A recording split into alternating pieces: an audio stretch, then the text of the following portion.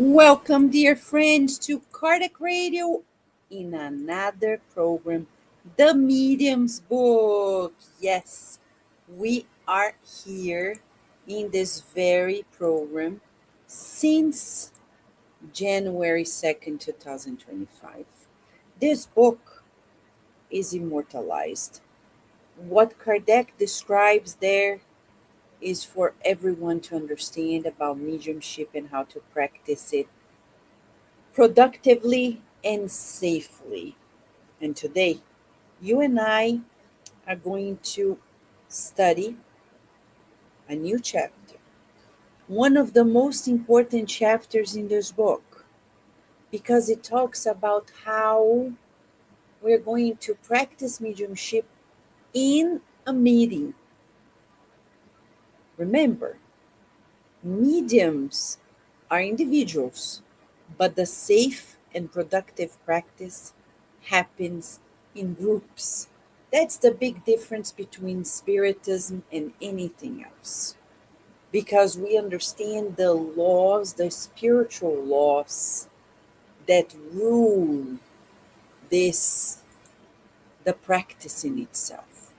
So, come with me. We're going to do this chapter 29 in two parts. Today, we're going to do almost halfway through the book, the chapter, and then next week the other half. Why? Because this is very, very, very, very important. Whether you are a spiritist practitioner or not, it is vital to know. Come along, let's go. Let us understand this beautiful message that can be life changing. Let me share this with you. The slides always help because we have Kardec's very texts illuminating our minds. So here we are.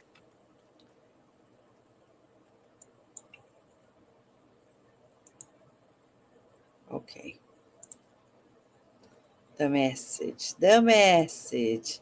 Chapter 29, Meetings and Societies. We're doing this in two parts.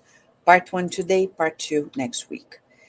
The subtopics of the chapter are meetings in general, some observations that he makes, societies that are truly spiritist, that's why he calls bona fide, meaning authentic spiritist societies, subjects for studying regarding meetings and societies, and an interesting topic, rivalries among societies. This is Kardec, 1861. The Medium's book was published 4 years after the publishing of the Spirit's book. The Medium's book in 1861 and the Spirit's book in 1857. So here we are, meetings in general. Look at this picture. This picture was a drawing about a true meeting that happened with Chico Xavier. You can see him right here. And other people, usually at his time, there were more men than women. Not necessarily nowadays, it's more women than men. And the spirits that were present. And this was a very small meeting, okay? Kardec says spiritist meetings can offer big advantages because they foster enlightenment through the exchange of ideas and through questions and observations raised by anyone and from which everyone may benefit. Why is he saying this at the very beginning of the chapter? Because we have people who think, I'm going to study at home and I'm fine. I don't need to go to the Spiritist Center. I don't need to be with other people. I read the books, I watch online, and I'm fine. No, no, no. You need in in person meeting. We're going to talk about the environment when we are at home. The environment of our homes interfere with the meeting. So we wouldn't say that it's appropriate to do mediumistic meetings online. Second, when we do study sessions, it's possible, but it's more profound when we do it in person. Online serves a purpose, like right now. We're doing it online but it's a very short presentation, 30 minutes. He says that spiritist meetings require special conditions. We want to know those conditions. What are the conditions? He says, because meeting comprise of true collective wholes. He's talking about the spiritual realm and the physical realm. When we are in a spiritist meeting, okay, we have discarnates and incarnates, no matter if it is a mediumistic meeting, labeled mediumistic meeting or not. When we have a public meeting, we have incarnates and discarnates. When we have study sessions, we have incarnates and discarnates. When any kind of meeting, the difference between the label mediumistic meeting and other meetings is that we allow our consciousness to perceive the exchange of two realms, but actually they happen all the time in all and every meeting. Mhm. So it's important to observe the conditions, no matter if it's a public meeting, a talk, a study session, fraternal counseling, spiritual treatments. They all have to observe special conditions to be effective. What are they? So Kardec's going to tell us. He is very, very, very nice. He really, as a wonderful educator, he lays out point by point. He says that there are three types of meetings. To understand the conditions, we need to understand the types: frivolous meetings, experimental meetings, and instructive meetings. So he's telling us that frivolous meetings are those meetings composed of individuals who are only interested in the entertainment aspects of manifestations. Look at the picture. The picture here says it all. And simple common sense tells us that highly evolved spirits would never, ever, ever participate in meetings of this kind where the participants are not any more serious than the manifesting entities. So if you go to a psychic, if you go to a meeting where people are exchanging money, where people are asking about their frivolities of daily life. Oh, Vanessa, marriage is so important. If I ask, it's serious. Excuse me. We don't ask the spirits if we're going to be married or not. We don't ask them if we should buy a house or not. These are frivolous approaches. Not questions, but approaches. Because it is important, but it's a material question. Because in the spiritual realm, whether we're married, buy a house, a car, etc., the goal of life is to how we're married, not married. If in the reincarnatory plan it says you have to be married to this person, because usually it's to make amends. Usually. Rarely we have missionary couples. Majority is for expiation, to make amends, to redress previous choices, to forgive one another, to support each other, to be less indifferent, to be less cruel to one another. What if we get married? Did we make the cut in the spiritual realm when we go back? No. It's how we were married. How? Were we loving, kind, dedicated, devoted, patient, loving, etc.? If we were not, we got married, but still, we have to be back again. So, what's the point of asking the spirits about it? But how am I going to know? I need to ask a medium if I need to be married to this person or not, because I am going to be wasting my time. If people give that excuse, they need a therapist to talk about their lives, sort it out, not mediums. We need to talk to therapists to mature ourselves and use our reasoning to make the decisions in our lives. Should I buy the house? Should I change jobs? Should I? We have our own free will and our reasoning to decide, to discern. What do we ask the spirits? We had those studies weeks ago here. Questions that we can ask the spirits.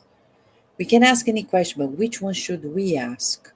None of those that pertains to frivolous meetings, right?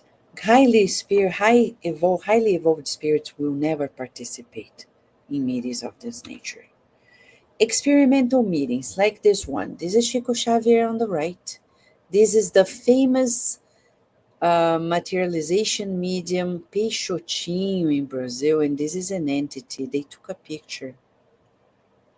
And this is the ectoplasm that is visible coming from his mouth, that he liberates in trance and really helps the materialization of the spirit. What about experimental meetings? They are most concerned with the production of physical manifestations. But for many, they represent a show that is more curious than instructive, unlike Chico Xavier and Peixotinho. But there was a time in which Emmanuel came to Chico Xavier and said, "Stop." He was ready to go to the meeting, and Emmanuel said, "Enough.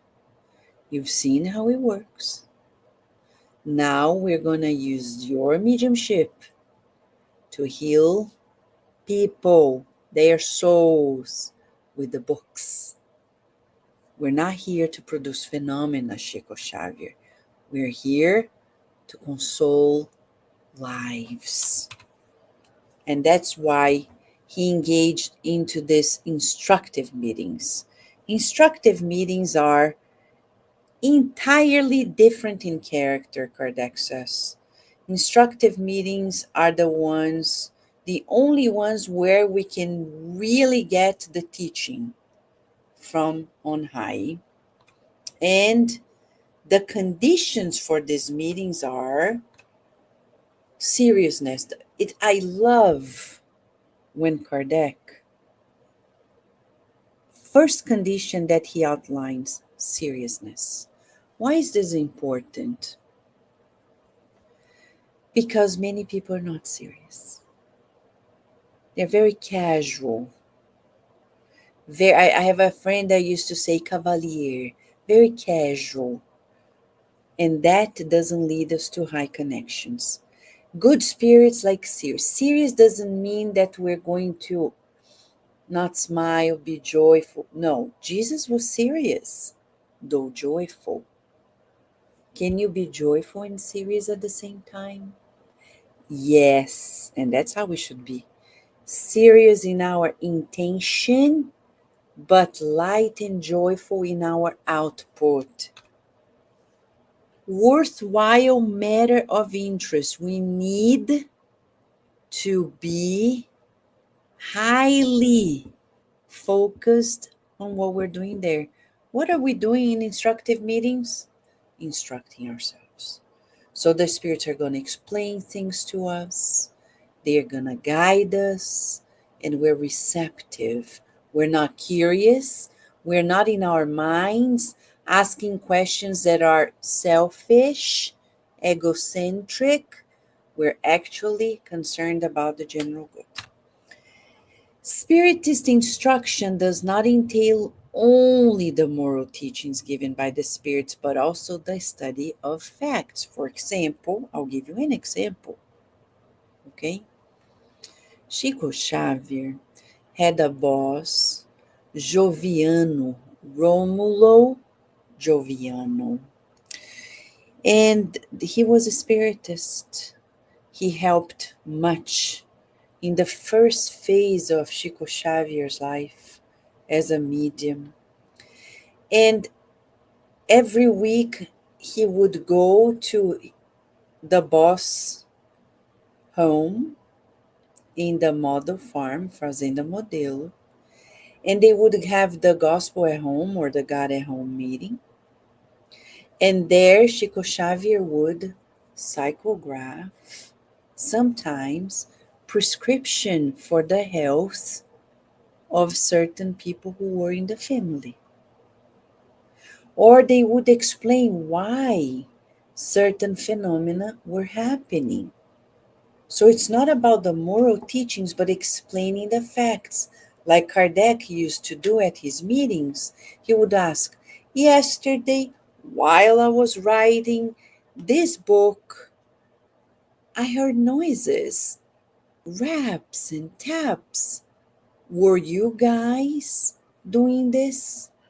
And the spirits replied through the mediums, yes, we were calling your attention through noises. So you would stop and come back to ask us so we could tell you about the facts. That question, the way you are compiling, you need to change this, that, and the other. And then he went back and changed it.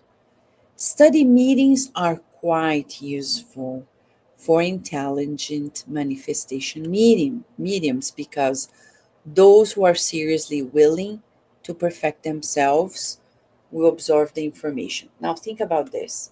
What is a medium of intellectual effects? Speaking medium, hearing mediums, seeing mediums, right? So, in a study meeting, we mediums observe the movements of the spiritual realm. And we don't need to tell people, I'm seeing spirits, oh, I can hear them, to prove a point. Discretion and humility is key for mediumship. Maybe we're seeing the most beautiful thing, but we're not supposed to say a thing. But why are they allowing you to see it? Because they are training you to see if you are self-disciplined.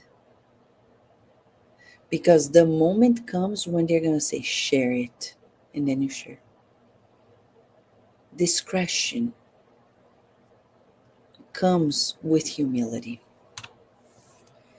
For example, instructive meetings are meetings where we can bring messages that mediums wrote by themselves, sometimes at home, and they bring and they talk to the group for an evaluation.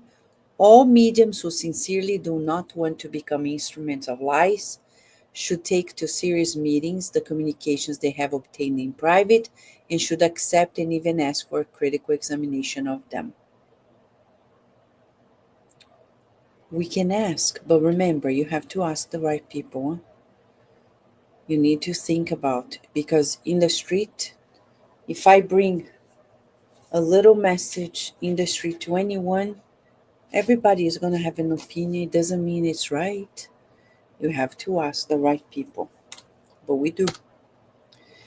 Now, Kardec also talks about the definition of a spiritist meeting being a collective being, spiritual, the discarnate and incarnates, whose qualities and properties are the sum of its members, forming sort of a cluster, and this cluster will be stronger the more homogeneous it is. So think about this. A group of 3 people. The more homogeneous they are, the more united, focused, together, the better they form a connection with the spiritual realm. So from now on, we're going to merge into these important conditions for meetings and spiritist centers that depend on the members who are there. What does that mean?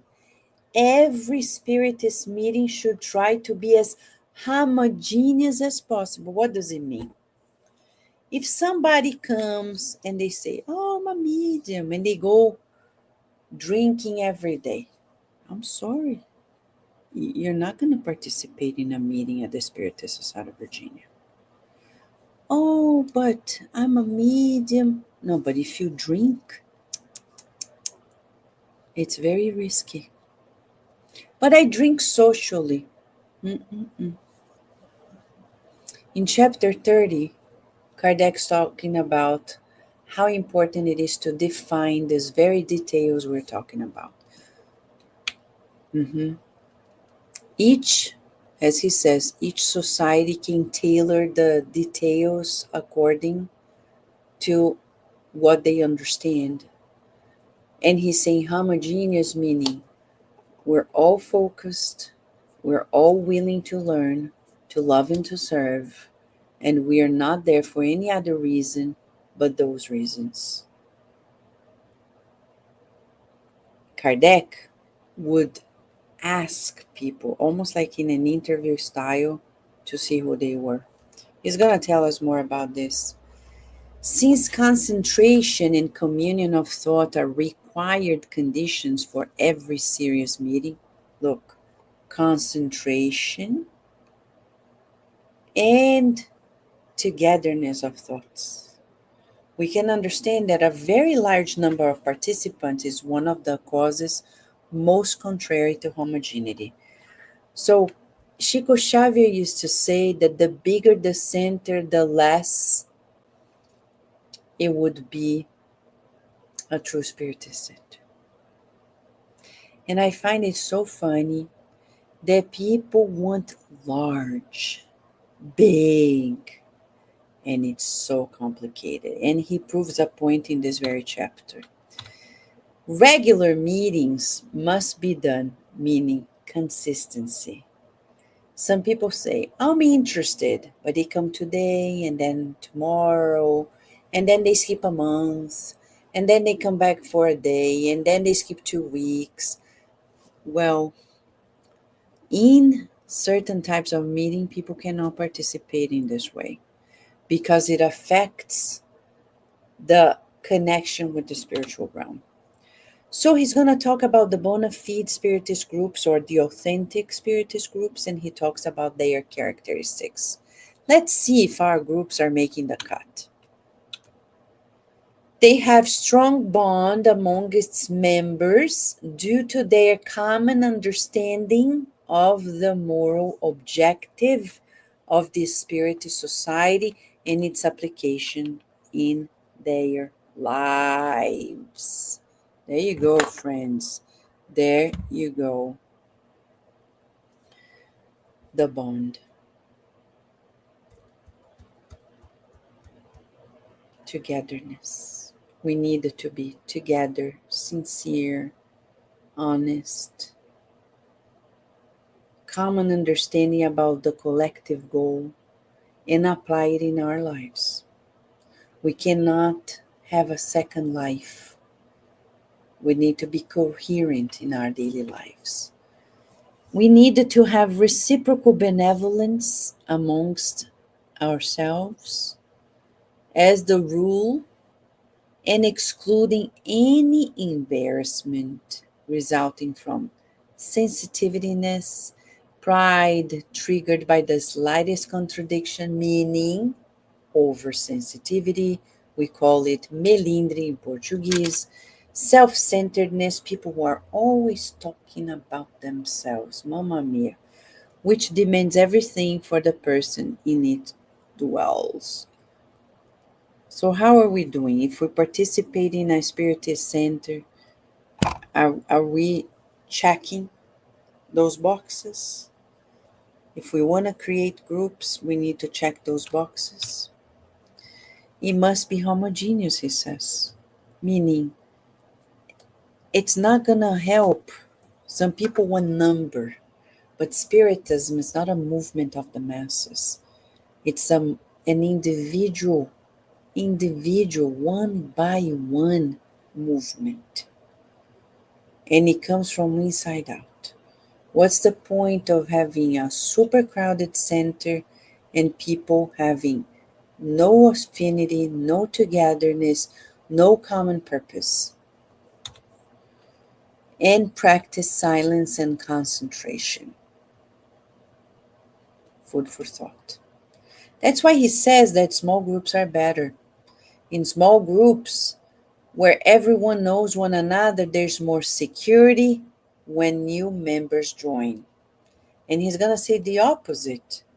What are the problems of large meetings? So, this is a true warning for us, for those who are really willing to see numbers of people, numbers of people. Be careful. Large gatherings do not allow togetherness because of the variety of their members. They require special places, monetary resources, and an administrative body which small groups can do without. The divergence of characters, ideas, and opinions is more defined, enabling troublesome spirits to sow discord more easily. So we're growing bigger and bigger. New people are coming in, and I've had in 27 years in the United States alone, in different groups, I've seen how newcomers can come in, and because they may diverge, if we don't watch out, they start planting seeds of discord. Kardec said that in 1861. The larger the group, the harder it is to please everyone. And he says more. All want projects carried out according to their own wishes and want preference to be given to subjects that most interest them. Some would even believe that the title of member gives them the right to impose their own points of view. Then there would be conflict, which is the cause of ill will. This would sooner or later lead to disunion and afterwards to dissolution, the fate of all societies under such conditions, whatever their purpose may be. So you see, are you convinced that the smaller it is, the better it is? Mhm. I know many people who don't want to do English speaking meetings in the United States of America, Canada, England, Australia, because they claim that so few people, wonderful. All of our groups start so small, and to tell you the truth, those are the best times. It's so enjoying when you're there with that little group and you're together studying. It's so easy. It flows when it starts getting bigger and bigger and bigger and bigger. And then people come to the Spiritist Center because they want. I've seen this once and I'm going to share this with you because it was really outrageous. I saw once somebody coming to the Spiritist Center willing to sing happy birthday to a loved one. But that's not why we're there.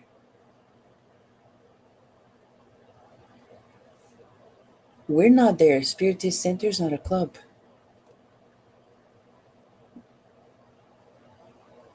That's not the reason why we get together. This is very serious. A Spiritist Center is serious. And we have to do everything possible, like Kardec says, to keep it serious. He says that the people who create discord, they are not true Spiritists. Everything you're reading here with me are Kardec's words, taken literally from the Medium's Book, chapter 29. He says that it may be obviously be said that the members of a society acting as we have stated, could not be true spiritists, since the first duty the doctrine imposes is charity and benevolence. When they leave the spiritist center and they gossip, they badmouth, they start slandering, they are not spiritists. And if they stay in the spiritist center, it's even worse. He's going to say now, there are enemies of the spiritist center of spiritism. He says, let us not forget that spiritism has enemies who are interested in preventing its development and who despise its successes. The most dangerous enemies are not those who attack spiritism face to face, but those who act behind the scenes, those who caress spiritism with one hand and stab it with another, or the members of the center. For those people, the best thing they can do is leave. Leave. Don't stay there. If you go to a spiritist center and you're upset with the directors, you're upset with the members, you don't agree, you dislike, leave. Because even though they may be wrong, your antagonistic thoughts are creating more problems. Leave and be courageous to form a group, another center, and show how best to proceed. It's easy to criticize, it's very hard to get it done.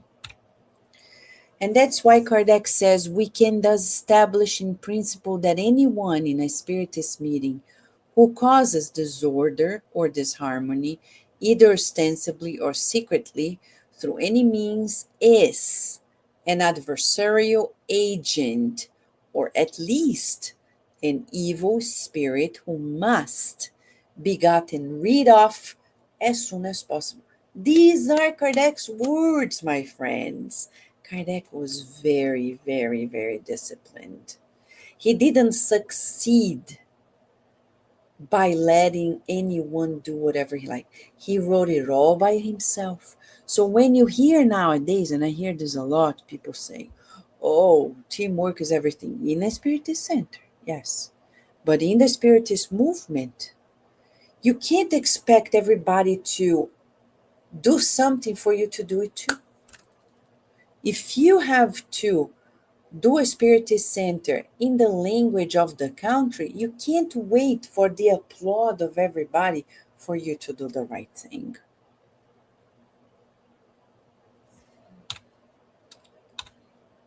That's why he says that we need to be very careful admitting new members in the center. Too much care cannot be taken in admitting new members. And he's saying this, okay? And you can ask questions if you want. Kardec is saying this, and we're living a very different time. In his case, he had membership like officially. In our centers, we may have a form of it, but it's more lighter. It's lighter. But still, we need to be attentive on who we admit as the practitioners. Because many people, they say, I want to help today, but next week I'm going to travel. And then the other week I'm going to travel. And then the other day I have to take care of my family. Well, then you can come, watch the lectures, but you cannot be a practitioner, because to be a past giver, to be a medium, to be an educator for children and youth, to do any other activity, be a practitioner, we need commitment. That's the rule we call spiritual laws of the Spiritist practice. Spiritual laws of the Spiritist practice to make it productive and safe. That's why he says we need to be cautious. Those who should most particularly be cautioned against are persons given to preconceived ideas, Who should we be careful about? People who enter the spiritist centers and they have their own idea, they are not open to learn. The theoretical disbelievers who question everything, even the obvious. And the proud who pretend to be privileged with the truth and always try to impose their opinions while disdaining whoever does not think as they do. Kardec's words. You see how important it is to read Kardec? Read Kardec. Some people are directors of spiritist centers and they ask, I don't know how to do this. Read the books by Kardec. It will be impossible not to know, especially chapter 29 and 30 of the Medium's book. If you participate directing spiritist center or forming centers, do those two chapters, 29 and 30 of the Medium's books, are essential to have clear guidelines on how to succeed. And he highlights about troublemakers. In light of the need to avoid every cause of trouble and distraction, when a spiritist society is organized, it should place all its attention on establishing appropriate measures to keep troublemakers from doing any harm and to facilitate their living by any means possible. Is it clear? Why am I asking this? Because in my 27-year experience in the United States as coordinator of spiritist centers, this is something we need to pay attention. Many people come and say, oh, I've studied before, I read it, I know, I'm a medium. Okay, so sit, listen, keep coming until we know the second step. Nobody's going to change structure. I've seen cases of people coming to us, first time they come in, and they see what we're doing, the projects, and they come and say, oh, I know this skill and I can help you guys with something. Now we know better. So Mentor Joseph says, give them something that is not going to be essential in the center. So this person wanted to change websites. And I said, no, that task is not available. So we gave a project. The person started doing. Later they disappeared. Troublemaker. Because if you come and you promise something, you have to fulfill it. Or give an excuse if you can't. Explain. It should place all its attention on establishing appropriate measures to keep troublemakers from doing any harm and to facilitate their living by any means possible. These are Kardec's words. And everything he's saying is under the Christ consciousness. If we have any doubt, Jesus said it very clearly.